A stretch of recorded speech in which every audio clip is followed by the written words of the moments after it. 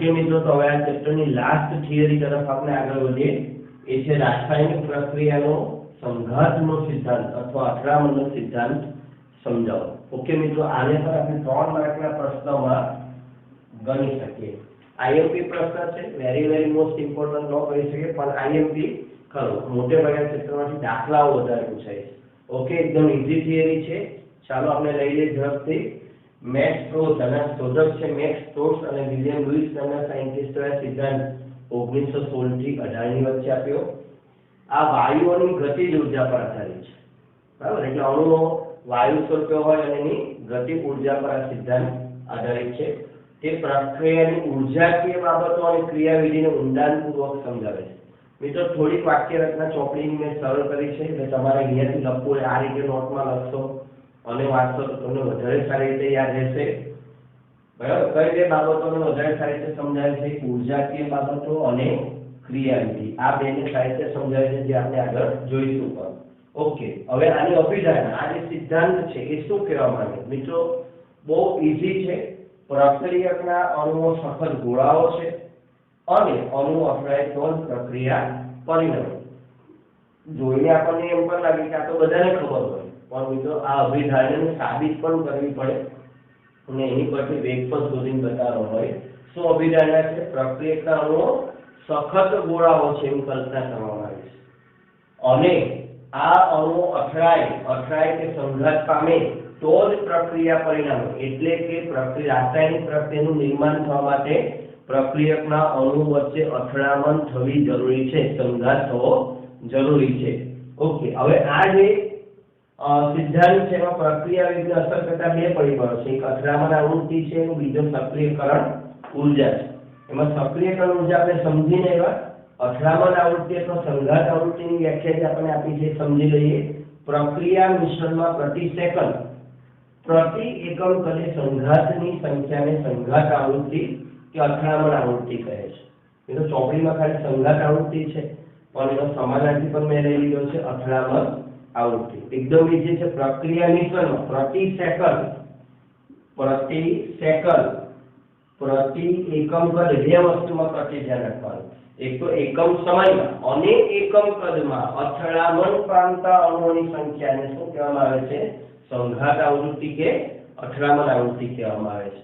અને પ્રક્રિયાનો વેગ આ બંને ઉપર આધાર રાખે છે। સિમ્પલ છે મિત્રો, બહુ સમજ કે જેટલી એકમ સેકન્ડમાં જેટલા વધારે અણુ અથડાશે, એકમ કદમાં જેટલા વધારે અણુ અથડાશે એટલો વેગ વધારે મળશે। સિમ્પલ બાબત છે। એકમ સમયમાં જેટલા વધારે અણુ અથડાશે તો વેગ વધારે મળશે, એકમ કદમાં જેટલા અણુ વધારે અથડાશે એટલો વેગ વધારે મળશે, બરાબર? અને સક્રિયકરણ જે આગળ ભણીને એવા છે એટલે એની અહીંયા કોઈ ચર્ચા કરી નથી। ઓકે, તો આ બે બાબતોને ધ્યાનમાં લઈને, અથડામણ આવૃત્તિ અને સક્રિયકરણ ઉર્જાને ધ્યાનમાં લઈને આ જે સિદ્ધાંત છે વેગ અભિવ્યક્તિ આ રીતે આપી શકાય છે। એક દ્વિઆણિક પ્રાથમિક પ્રક્રિયા લઈએ, A + B gives નિપજ। જો આવી પ્રક્રિયા હોય તો એના માટે વેગનું સમીકરણ મળે છે વેગ બરાબર ZAB * e⁻ મિત્રો, અહીંયા સમીકરણ કેવી રીતે આવ્યું એની આપણે ચર્ચા આપણે વિચારવાનું નથી, આપણે આ સમીકરણને હવે સમજવાનું છે।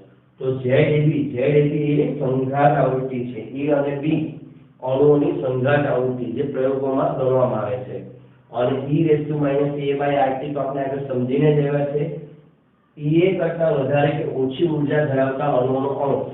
મિત્રો, અહીંયા આ સિદ્ધાંતમાં અને આરએનએ સમીકરણમાં બેમાં જરા જુદું છે, ધ્યાન રાખજો। આરએનએ સમીકરણમાં આપણે e⁻ શું જોયું હતું?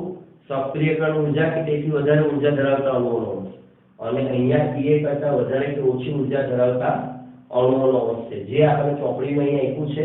થોડું ભૂલ જેવું લાગે છે મિત્રો, ખરેખર e⁻ આ જે પદ છે ને એ સફળ અથડામણ અનુભવતા અણુઓનો અંશ, બરાબર? સમજણ માટે કહું છું, એટલે જેની અથડામણ નિપજમાં પરિણમતી હોય એવા જ અણુઓનો અંશ બનતો હોય છે, જે હમણાં કંઈક દાખલો પણ ગયો પણ ચોપડીમાં અત્યારે આવું આપ્યું છે વધારે કે ઓછી, એટલે આપણે બોર્ડમાં ચોપડીના નિયમ મુજબ લખીશું, પણ ખરેખર સમજણ સ્પષ્ટ કરવી હોય તો સાચું વાક્ય આવે। જો જી નીટમાં આવે તો સાચું વાક્ય, જો કે જી નીટ પણ હવે એનસીઆરટી ને અનુસરે છે તો આપણે એનસીઆરટી પ્રમાણે આ લખી શકીએ। ઓકે, નહીં તો એની સાચી સમજણમાં EA જેટલી કે તેનાથી વધારે ઉર્જા ધરાવતા અણુઓનો અંશ જ આવે। ઓકે, હવે આ સમીકરણ વેગ બરાબર ZAB * e raised to minus a/rt અને આપણે આરએનએસ નું સમીકરણ જોઈને k બરાબર a * e raised to minus a/rt આ બેને સરખાવી તો આપણને ખ્યાલ આવે કે આ ZAB અને a વચ્ચે કોઈ સંબંધ છે. સરખા કેવું નથી, આ વેગનું સૂત્ર છે, આ વેગ અચળાંકનું સૂત્ર છે મિત્રો. પણ ZAB અને a ને કોઈ સંબંધ છે, ખાલી એટલું જ આપણે લખવાનું છે. તેથી a ને આવૃત્તિ અવયવ કહે. આમે વધારાનું લખ્યું છે. આગળ આરએનએસ સમીકરણમાં આપણે જોયું હતું કે એના ત્રણ નામ છે: પૂર્વઘાતાંક અવયવ, આરએનએસ અચળાંક અને આવૃત્તિ અવયવ. તેનું નામ આવૃત્તિ અવયવ કેમ છે? કારણ કે એને સમઘાત આવૃત્તિ ZAB સાથે સંબંધ છે. હવે આ જે સમીકરણ અહીંયા શોધાયું છે મિત્રો, એની ઉપયોગિતા શું છે અને એની મર્યાદા શું છે સમજે. તો એની ઉપયોગિતા છે જે પ્રક્રિયાઓ પરમાણ્વીય સ્પીસીસ અથવા સાદા અણુઓને સમાવતી હોય તેમના વેગ અચળાંકના મૂલ્યોનું પ્રાકથન સારી રીતે કરી શકે.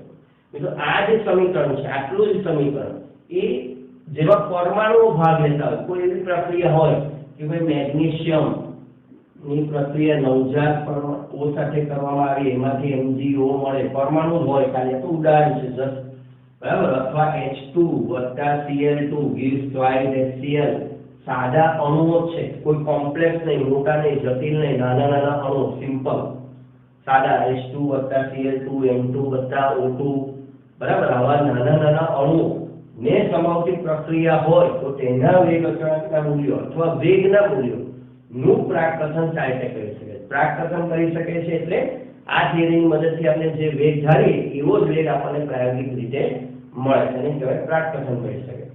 પણ મર્યાદા સંકીર્ણ અણુ, જરાક મોટા અણુ લઈ લેશો, બરાબર, H2O લઈ લો, NH3 લઈ લો, કાર્બનિક અણુઓ લઈ લો, સેમ પણ મોટા અણુઓ લેશો તો અર્ધસૂચક વિચલન જોવા મળે છે. અર્ધસૂચક વિચલન જોવા મળે છે એટલે કે જેટલા અણુ મોટા અને જટિલ થતા જાય એટલી આ થિયરી નો આ જે સમીકરણ છે એમાં આપણને એની ખામી જોવા મળે. ઓકે, તો આ થિયરીનો પાર્ટ 1 પૂરો કર્યો. તો શું પાર્ટ 1? હવે પાર્ટ 2 માં આ મર્યાદાને કેવી રીતે દૂર કરી શકાય અને અંતિમ સમીકરણ શું બને એ ખામીને દૂર કરવાથી એ સમજીશું. ઓકે, આટલું લખી લો પહેલા.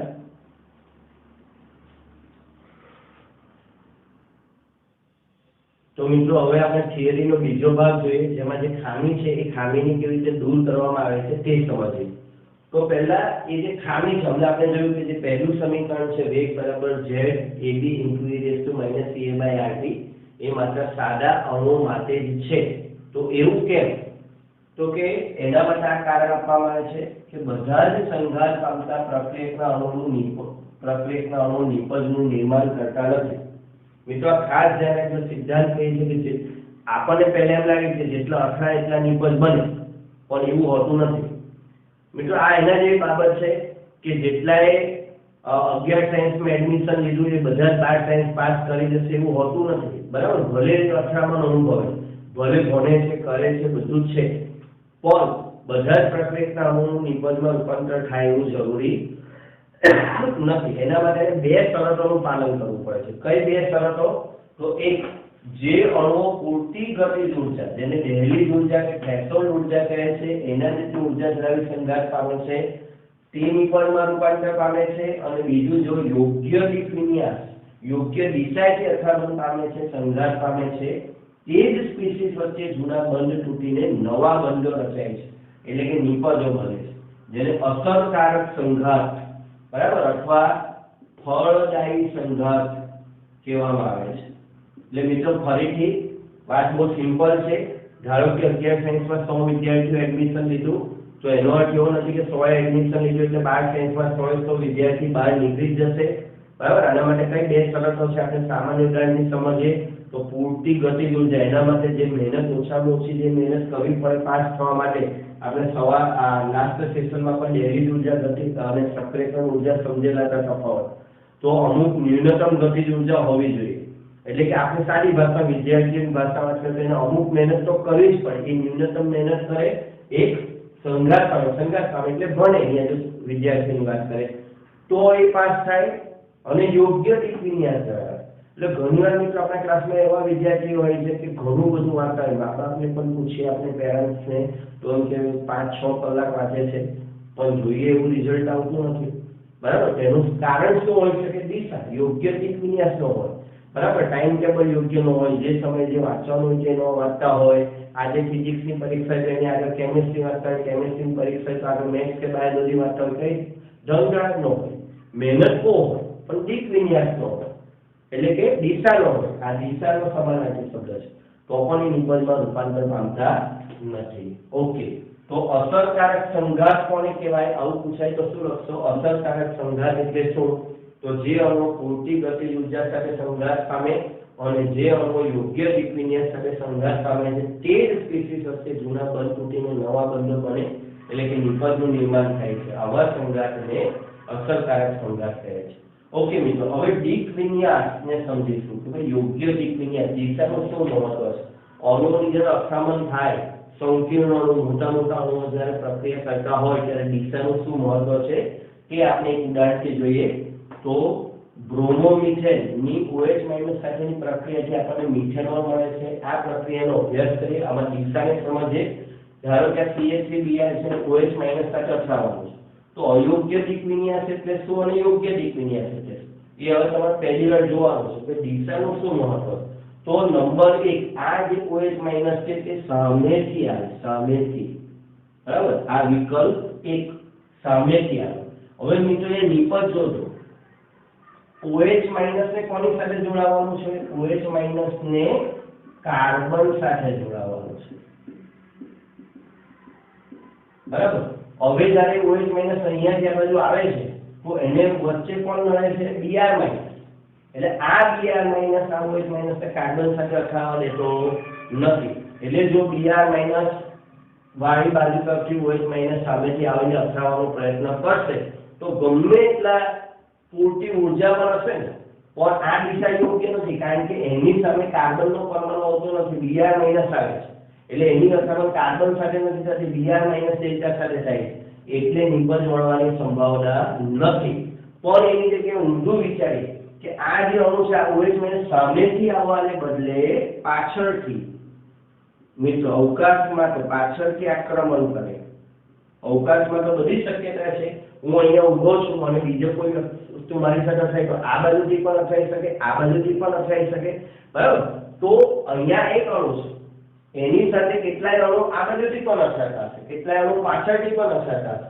તો જે આગળથી અથડાય છે Br- સાથે થાય છે, જે OH- અથડાય છે એ નિબંધમાં રૂપાંતર પામી શકતા નથી, પણ પાછળથી હવે જોજો, પાછળથી જે OH- આવ્યો અને આની સાથે અથડાવાનો પ્રયત્ન કરે તો H નાનો છે, અહીંયા જગ્યા આ H ના પરમાણુ નાના છે, વચ્ચે જગ્યા છે, એમાંથી દાખલ થઈને સીધો કોની સાથે જોડાઈ જશે? કાર્બન સાથે જોડાશે અને કાર્બન પર એટેક કરશે. જેવો કાર્બન સાથે જોડાશે એટલે કાર્બન અહીંથી Br- ને છૂટો કરી દેશે. પણ એક સમય મિત્રો મધ્યવર્તી બનશે એટલે OH- કાર્બન સાથે જોડાશે, એનો બંધ બનવાની શરૂઆત થશે અને કાર્બન અને Br- વચ્ચેનો બંધ નબળો બનશે, એટલે કે બંને સાથે અહીંયા કાર્બન જોડાઈ જશે, આનો મધ્યવર્તી કહેવાય. અને પછી તરત જ OH- જોડાઈને Br- બહાર નીકળી જશે. પણ આ દિશા યોગ્ય છે, આ વિરુદ્ધ બાજુથી આક્રમણ કર્યું એટલે કાર્બન સાથે જોડાવાનું છે અને કાર્બન સાથે જ એની અથડામણ થાય માટે નિપજ બને છે, એટલે આને કહેવાય છે યોગ્ય દિક વિન્યાસ. તો પ્રક્રિયકના અણુઓનો યોગ્ય દિક વિન્યાસ જ બંધ રચના તરફ દોરે છે. મિત્રો કેટલાય વિદ્યાર્થીઓ આપણે જોઈએ છે કે થિયરીની પરીક્ષા હોય તો MCQ વાંચતા હોય, MCQની પરીક્ષા હોય તો થિયરીનું વાંચતા હોય, કોઈ પ્લાનિંગ ન હોય, એ બધું દિક વિન્યાસના અભાવે જ એનું રિઝલ્ટ આવી શકતું નથી. તો જ્યારે જે કરવાનું શિક્ષકો કહે છે જો તમે સમયસર કરી નાખો તો તમારું રિઝલ્ટ આવે છે. ઓકે, તો આ જે પરિસ્થિતિ છે એટલે કે દિક વિન્યાસનું પણ મહત્વ છે, તો એ દિક વિન્યાસનું મહત્વ ઉમેરવા માટે વૈજ્ઞાનિકો ઊંડો અભ્યાસ કરીને આ જે આપણું સમીકરણ આગળ હતું એની અંદર એક બીજો અવયવ P ઉમેર્યો. એ P નું નામ છે સંભાવ્યતા કે ત્રિવિમ વિન્યાસી અવયવ. સંભાવ્યતા કે ત્રિવિમ વિન્યાસી અવયવ. મિત્રો નામ તો કેવું લાગે? સંભાવ્યતા એટલે કે સંભાવના અવયવ અને ત્રિવિમ વિન્યાસી એટલે 3 ડાયમેન્શન, બધી જ દિશામાંથી થતી અથડામણને ધ્યાનમાં લેવામાં આવે. વૈજ્ઞાનિકો બહુ કાળજીપૂર્વક પ્રયોગો કરે અને અણુ ચારે બાજુથી અથડામણને જોઈ અને કઈ બાજુની અથડામણથી નિપજ બને છે એનો ઊંડો અભ્યાસ કરીને શેનું મૂલ્ય નક્કી કરે? P નું મૂલ્ય નક્કી કરે. બરાબર મિત્રો, એક સંપૂર્ણ પ્રાયોગિક બાબત છે એટલે અત્યારે આપણે એની પર બહુ ડિસ્કસ કરી શકીએ એમ નથી, પણ P શું છે? સંભાવ્યતા આવ્યો છે, સંભાવના. કે ભાઈ કેટલી બાજુની આ એક અણુ A છે તો B કઈ બાજુથી એક બાજુથી થઈ શકે ઉપરથી થઈ શકે આ બાજુથી થઈ શકે આ બાજુથી ધારો કે સિમ્પલ ઉદાહરણ હવે એમાં પ્રયોગોમાં એવું સાબિત થયું કે આ બે બાજુથી થતી અથડામણથી નિપજ બને આ બેથી નથી બનતી તો ચાર પ્રકારની અથડામણ બે પ્રકારની અથડામણ માંથી નિપજ બને છે ચાર માંથી તો અંશ કેટલો એવો 0.5 તો P બરાબર થશે 0.5 ધારો કે ચાર અથડામણો શક્ય છે એમાંથી ત્રણ અથડામણોમાંથી નિપજ બને છે તો 3/4 0.75 થશે ધારો કે એક જ અથડામણ હવે તમે સમજી ગયા છો એક જ અથડામણ ચાર અથડામણો ચાર બાજુથી થઈ શકે અને એક જ અથડામણ સફળ થતી હોય તો 1/4 0.25 થઈ જાય હવે મિત્રો આનાથી તમે એક વસ્તુ સમજી લો કે H2 + Cl2 બરાબર આ પ્રક્રિયા છે તો આમાં કેમ તમને P ની જરૂર નથી પડતી કારણ કે H Cl કોઈ પણ દિશાથી અથાડો કોઈ પણ દિશાથી આ નાના અણુ કોઈ પણ દિશાથી અથાડો H અને Cl અથાઈને HCl બનાવશે એટલે અહીંયા P બરાબર કેટલો થાય એક સંભાવના થઈ જાય એક નાના અણુ માટે સંભાવના એક હોય એટલે આ સમીકરણ બની જાય વેગ બરાબર Z ×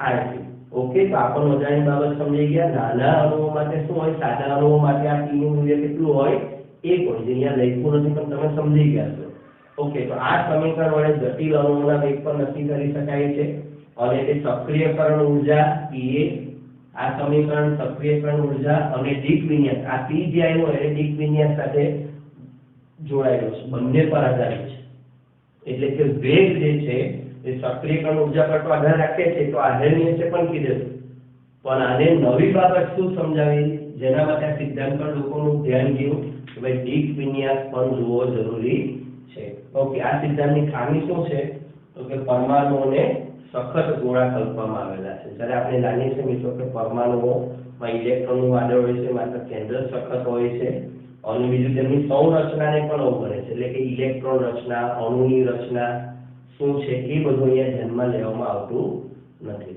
ઓકે મિત્રો તો આ ખૂબ જ અગત્યની થિયરી આપણે અહીંયા પૂરી કરી તો NCERT પ્રમાણે આપણું આ ચેપ્ટર અહીંયા પૂરું થાય છે પણ હજુ નેક્સ્ટ પીરિયડમાં હું થોડા જીનીટના દાખલાઓ વધારાની નોંધ ને આ બધું આપણે અભ્યાસમાં લઈશું ઓકે લખી લો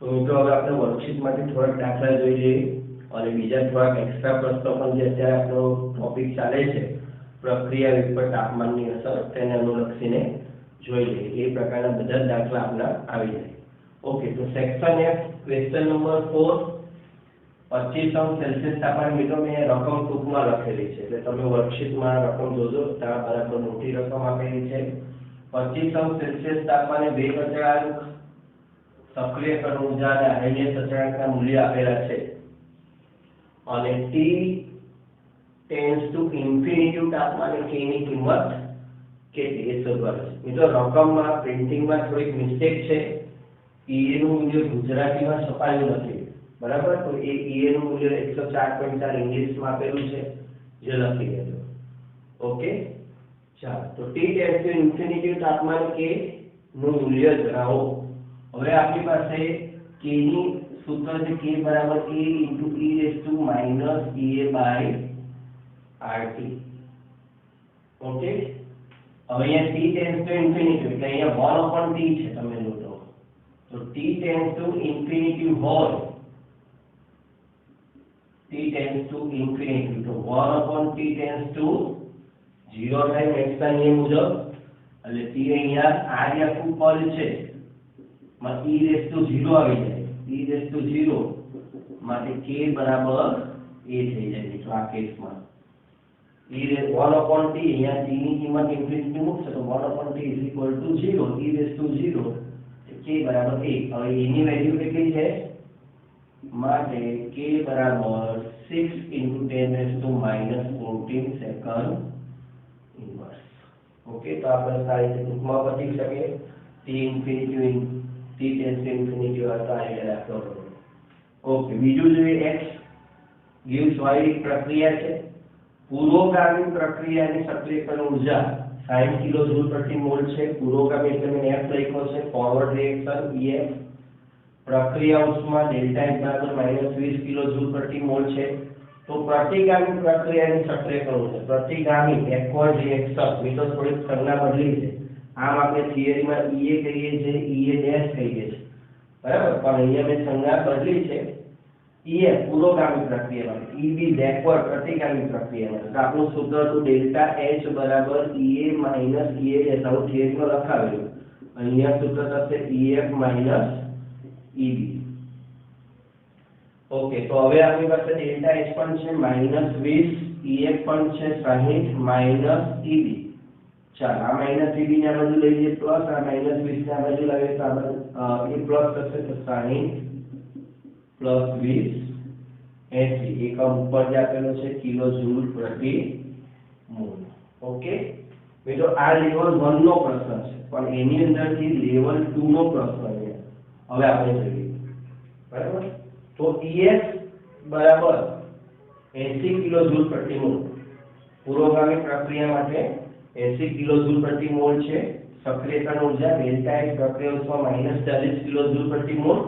હવે ખાસ ધ્યાન રાખવાનું છે ઉદ્દીપક ની હાજરીમાં, મિત્રો છેલ્લા 2019 અને 20 માં ઉદ્દીપક વાળા પ્રશ્નો બહુ પૂછાય છે, એટલે ખાસ ધ્યાન રાખજો, ઉદ્દીપકની હાજરીમાં સક્રિયકરણ ઊર્જાનું મૂલ્ય 20 કિલો જૂલ પ્રતિ મોલ ઘટે છે અથવા ઉદ્દીપક એટલું ઘટાડે છે, તો EB બાય EB ડેશ ગણો। એટલે શું, ઉદ્દીપક ઉમેર્યા પહેલા પ્રતિગામી પ્રક્રિયાની સક્રિયકરણ ઊર્જા, મેં તમને કીધું પ્રતિગામી બેકવર્ડ રિએક્શન, અને ઉદ્દીપક ઉમેર્યા પછી માટે હું ડેશ કરી દઉં, પ્રતિગામી પ્રક્રિયાની સક્રિયકરણ ઊર્જાનો ગુણોત્તર શોધો। ફરીથી EB dash EB by EB dash, EB ઉદ્દીપક ઉમેર્યા પહેલા અને ઉદ્દીપક ઉમેર્યા પછી EB dash B for backward reaction શોધવાનું છે। તો સૌથી પહેલા તો EB શોધી લઈએ આ રીતે સેમ। તો હવે સીધું લખી દઉં ડેલ્ટા H બરાબર EF માઈનસ EB। ઓકે, તો EB બરાબર EF minus delta H, EF ની વેલ્યુ આપણને આપેલી છે 80, ઓકે, માઈનસ 40 એટલે થઈ ગયા 120, આ EB થઈ ગયા। હવે EB ડેશ કેટલા થશે, EB ડેશ ઉદ્દીપક ઉમેર્યા પછી ઉદ્દીપકનું કામ સક્રિયકરણ ઊર્જા ઘટાડવાનું છે, તો નિયમ યાદ રાખો, ઉદ્દીપક પુરોગામી અને પ્રતિગામી બંને ઈએના મૂલ્યમાં સરખો ઘટાડો કરે, જેથી પુરોગામી પ્રક્રિયાની સક્રિયકરણ ઊર્જા ઘટાડે એ પ્રતિગામી પ્રક્રિયાની સક્રિયકરણ ઊર્જા ઘટાડે। તો EB ડેશ અહીંયા કેટલો ઘટાડો કરે છે, 20 જેટલો ઘટાડો કરે છે। મિત્રો તો અહીંયા રકમમાં 20 કિલો જૂલ પ્રતિ મોલ ઘટાડો બરાબર છે, પણ જોઈ જવાબમાં થોડી ભૂલ છે, કઈ નહીં, આપણે આના પ્રમાણે બની જે જવાબ સાચો આવે તે લખીએ। તો EB ડેશ બરાબર EB માઈનસ ઉદ્દીપકની હાજરીમાં, એ ઉદ્દીપક એટલે ઉદ્દીપક જે ઘટાડે છે તે મૂલ્યની આપણે વાત કરીએ, એટલું મૂલ્ય બાદ કરવાનું। તો અહીંયા છે 120 શોધ્યું, ઉદ્દીપકની હાજરીમાં 20 જેટલો ઘટાડો થાય છે, નવું મૂલ્ય મળે છે આપણને 100। EB ડેશ ઉદ્દીપક ઉમેર્યા પછી નું મૂલ્ય આપણને મળે છે 100 કિલો જૂલ પ્રતિ મોલ। હવે શું ગણવાનું કીધું છે, EB બાય EB ડેશ, તો EB by EB dash, EB ની કિંમત હતી 120 અને છેદમાં EB ડેશ ની કિંમત આવી 100, ઓકે, તો આ ગુણોત્તર આવ્યો 1.2। મિત્રો જવાબ જે છે ને વર્કશીટમાં આન્સર 2 આપેલો છે એ ખોટો છે, આન્સર આવશે 1.2। તો આ સુધારો કરવાનો છે, અને આપણે બે રીતે કરી શકીએ। જો અહીંયા 60 કરી દઈએ તો વર્કશીટ પ્રમાણે જવાબ 2 આવે, પણ અત્યારે આપણે આ 20 લેવા દઈએ, કારણ કે 20 લખેલું છે તે પ્રમાણે ઓપ્શન સી આન્સર 1.2 આવશે। આપણે તો રીત સમજવા સાથે લેવા દેવા છે। ઓકે, તો આ એક દાખલો ગયો। ચાલો હવે અહીંયા વાત કરીએ ક્વેશ્ચન 12 ઉદ્દીપક EA gives 4.15 કિલો જૂલ પ્રતિ મોલ ઉદ્દીપકની હાજરીમાં સક્રિયકરણ ઉર્જા 4.15 કિલો જૂલ પ્રતિ મોલ છે એની ગેરહાજરીમાં 8.3 કિલો જૂલ પ્રતિ મોલ છે તો ln k gives 1/3 ના આલેખનો ઢાળ ઉદ્દીપકની ગેરહાજરીમાં જણાવો ઓકે તો ln k વિરુદ્ધ 1/t નો આલેખ થિયરીમાં આવે ઓકે એના ઢાળનું મૂલ્ય માઈનસ e ના છેદમાં r આ બધું થિયરી મુજબ ઓકે તો એનો અર્થ આ ઢાળ શોધો તો આપણે e શોધવો પડે હવે આપણને e નું મૂલ્ય આપેલું છે કયું મૂલ્ય લેવાનું છે ગેરહાજરીમાં ઉદ્દીપકની ગેરહાજરીમાં e બરાબર 8.3 કિલો જૂલ પ્રતિ મોલ માટે ઢાળ બરાબર માઈનસ 8 માઈનસ તો સૂત્રમાંથી છે 8.3 r બરાબર 8.314 કિલો જૂલ છે એટલે ગુણ્યા 10 ની -3 તો જૂલ થાય બરાબર આ કિલો જૂલમાં ફેરવું તો 8.314 મારે બોલો ભૂલ થઈ 8.314 ગુણ્યા 10 ની -3 કરીએ તો કિલો જૂલ થાય ઓકે તો આ એપ્રોક્સિમેટલી સરખા જે ઉડી જાય 10 ની -3 ઉપર જાય એટલે -10 ની -3 -1000 ઢાળનું મૂલ્ય તો ઢાળ બરાબર -1000 આ કિંમત આવી ઓકે મિત્રો ચાલો ગણી લો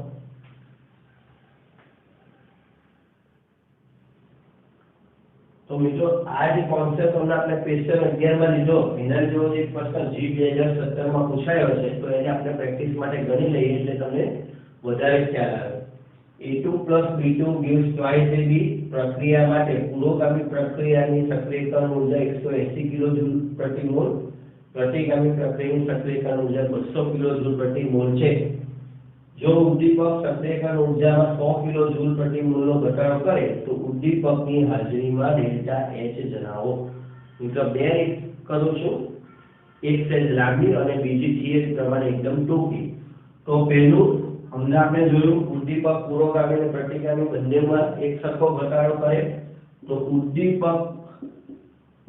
ની હાજરીમાં EF ડેશ લખું છે તો ઉદ્દીપકની હાજરી તો 180 - 100 80 કિલો જૂલ પ્રતિ મોલ એવી જ રીતે EB ડેશ = 200 - 100 બરાબર 100 કિલો જૂલ પ્રતિ મોલ ઓકે માટે ડેલ્ટા ઉદ્દીપકની હાજરીમાં ડેલ્ટા H ડેશ બરાબર EF ડેશ - EB ડેશ તો 80 - 100 બરાબર -20 કિલો જૂલ પ્રતિ મોલ તો ડેલ્ટા H નું મૂલ્ય થાય -20 કિલો જૂલ પ્રતિ મોલ અને પ્રશ્ન એવો છે કે ડેલ્ટા H નો ફેરફાર જણાવો તો ત્યાં બધા પ્લસ ઓપ્શન આપ્યા છે તો ફેરફાર થશે 20 કિલો જૂલ પ્રતિ મોલ પ્રશ્ન એ પ્રમાણે અહીંયા આપણે ડેલ્ટા H જોઈતું છે ઓકે તો લખી લો માટે ડેલ્ટા H માં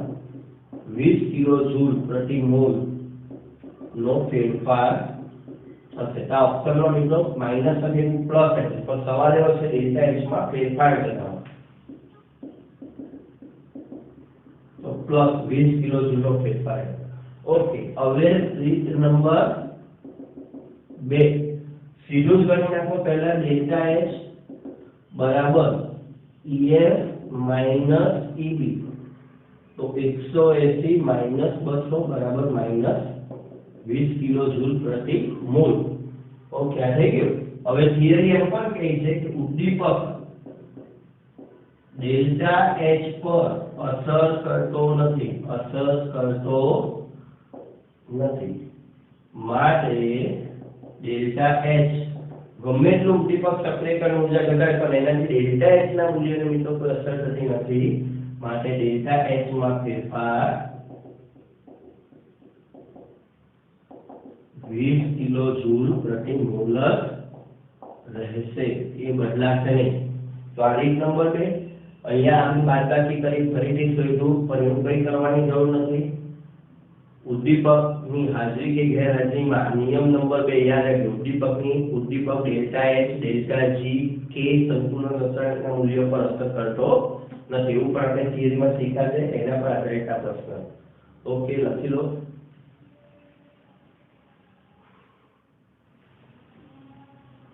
ઓકે મિત્રો, બીજી એક મહત્વની નોંધને આપણે ધ્યાનમાં લઈને થોડાક વધારે દાખલા ગણીએ. કોઈ પણ પ્રક્રિયા માટે E નું મૂલ્ય શૂન્ય શક્ય નથી. બરાબર, એવી કોઈ પ્રક્રિયા જ નથી કે જેના માટે સક્રિયકરણ ઊર્જા ન હોય. બરાબર, જો મિત્રો સક્રિયકરણ ઊર્જા ન હોય તો શું થાય? એવો કોઈ પ્રશ્ન પૂછાય તો E નું મૂલ્ય તો હોય, સક્રિયકરણ ઊર્જા ન હોય તો એનો અર્થ એવો થાય કે પ્રક્રિયકના અણુઓ ભેગા મળતાની સાથે જ રાસાયણિક પ્રક્રિયા પૂરી થઈ જાય. બરાબર, તો એવી પ્રક્રિયા તરત જ પ્રક્રિયકના અણુ એકબીજાના સંપર્કમાં આવતાની સાથે દિશાની જરૂર નથી, કશી જરૂર નથી, સીધા જ નિપજમાં રૂપાંતર પામે, જે શક્ય નથી. ઓકે, હવે ખૂબ જ ઝડપી પ્રક્રિયા, જે ક્ષણિક પ્રક્રિયાઓ જેમ કે આયનીય પ્રક્રિયા, અવક્ષેપ આવી જશે, એવી પ્રક્રિયાઓ માટે પણ E નું મૂલ્ય 0 શક્ય નથી. એવી પ્રક્રિયાઓ માટે E નું મૂલ્ય ખૂબ જ નાનું હોય છે એવું કહેવાનું. 10 - ઘાતમાં હોય તો શૂન્ય હોય એવું કહી શકાય નહીં. આ ધ્યાન રાખજો. પરંતુ મિત્રો કે અહીંયા આપણે થિયરી પ્રમાણે E બરાબર 0 શક્ય નથી, પણ કેટલાક દાખલાઓમાં કાલ્પનિક રીતે તમને આપેલું હશે કે E બરાબર 0 હોય તો ગણતરી કરો. તો એવા સંજોગોમાં શું એ બે સૂત્રો આપણે શીખી લઈએ કે જો કોઈ પ્રક્રિયામાં E બરાબર 0 આપેલો હોય, કાલ્પનિક હવે રકમ આપી દીધું છે, તો શું થશે મેથેમેટિકલી થિયરી? તો k બરાબર a * e - a/rt. E નું મૂલ્ય 0 છે એટલે આ પદ e0 થશે અને e0 = 1 થશે. હવે એ કિંમત અહીંયા મૂકે તો k બરાબર a. એવા સંજોગોમાં હમણાં જેમ આપણે આગળ દાખલો ગણેલો t ઇન્ફિનિટી વાળો, એની જેમ જ અહીંયા જવાબ આવશે k બરાબર a થશે. એટલે આની પરથી પ્રશ્ન એવો થાય કે k બરાબર a ક્યારે થાય? તો એના બે જવાબ આવે. એક t tends to infinity હોય અને બીજું E બરાબર 0 હોય મિત્રો. તો આપણને એક નોંધ લખી દે રાખી, k બરાબર a ક્યારે થાય? t અનંત હોય ત્યારે, E બરાબર 0 હોય ત્યારે. ઓકે, અને દાખલા કે જુદા જુદા તાપમાન આપેલા હોય ને k1 k2 શોધવાના કીધા હોય તો સૂત્ર log k2/k1 = E/2.63 r 1/T1 - 1/T2. E 0 લઈ લે તો મિત્રો આખું પદ 0 થઈ જાય. log k2/k1 = 0. હવે log 0 એટલે એનો અર્થ કે log 1 હોય તો 0 થાય. માટે k2/k1 = 1 હોવું જોઈએ. માટે k2 = k1. એટલે મિત્રો જો E બરાબર 0 હોય તો ગમે તે તાપમાન લઈએ પણ k નું મૂલ્ય બદલાતું નથી, k1 બરાબર k2 જ થાય. જો એવું એક ઉદાહરણ અહીંયાથી મેં શોધ્યું છે તો એ આપણે અહીંયા જોઈએ કે પ્રક્રિયામાં E બરાબર 0 છે. જો 300 કેલ્વિન તાપમાને k બરાબર 3.2 × 10⁶ સેકન્ડ ઇન્વર્સ હોય તો 310 કેલ્વિન તાપમાને k ગણો. ઓકે, તો આ આપણે k1 કહી દઈએ અને આને કહી દઈએ k2. તો log k2/k1 = E/2.363 r 1/T1 - 1/T2.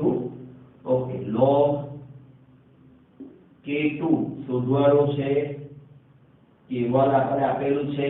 Okay, k1 છે 3.2 × 10⁶. અને અહીંયા E 0 છે એટલે આખું 0 થઈ જશે. ગમે તે તાપમાન હોય અહીંયા તાપમાનથી કોઈ ફેર પડતો નથી.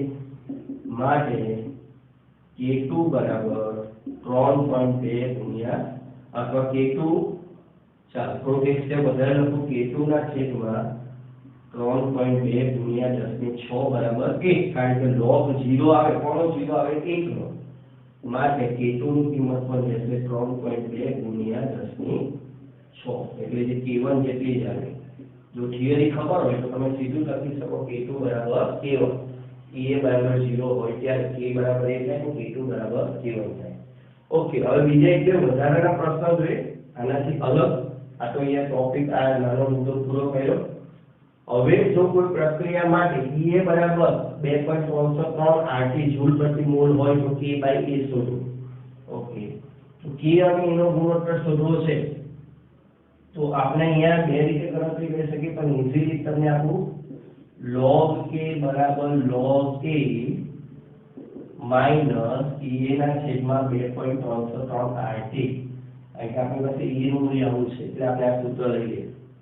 ઓકે, હવે જોઈએ તો log k બરાબર log a minus 2.303 RT, ea ની કિંમત આપણ 2.303 RT કેન્સલ. ઓકે, એટલે log અને આ બાજુ લઈએ log k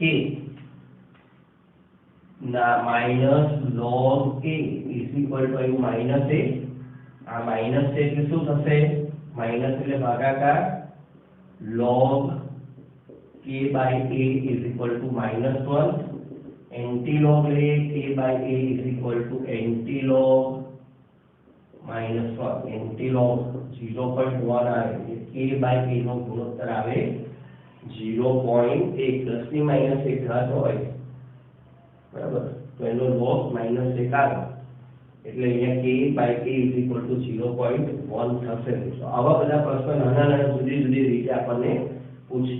ઓકે, ચાલો હવે બીજો મહત્વનો પ્રશ્ન ગણી લઈએ મિત્રો. પ્રશ્ન બધા જે આપણે રીત પહેલા આગળ એનસીઈઆરટી માં શીખી ગયા છે, પણ મિત્રો અહીંયા લેવલ બદલીને ટ્વિસ્ટ કરીને વિદ્યાર્થીને પહેલી નજર થોડું ડિફિકલ્ટ પડે એ રીતના, પણ જો કરવા જાય થોડુંક મગજથી વિચારે તો પ્રશ્ન અઘરા હોતા નથી, પણ પહેલું થિંકિંગ લેવલ હાઈ હોવું જોઈએ. એટલે આ બધા પ્રશ્નોને આપણે એમ કહી શકીએ કે હોટ્સ એટલે શું મિત્રો ખબર છે, high order thinking skill,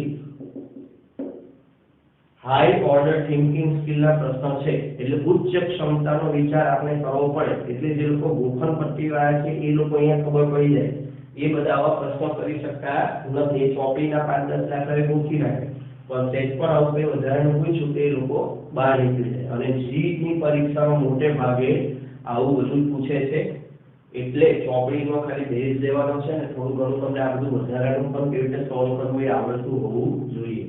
okay, આવો એક પ્રશ્ન બીજો લઈએ.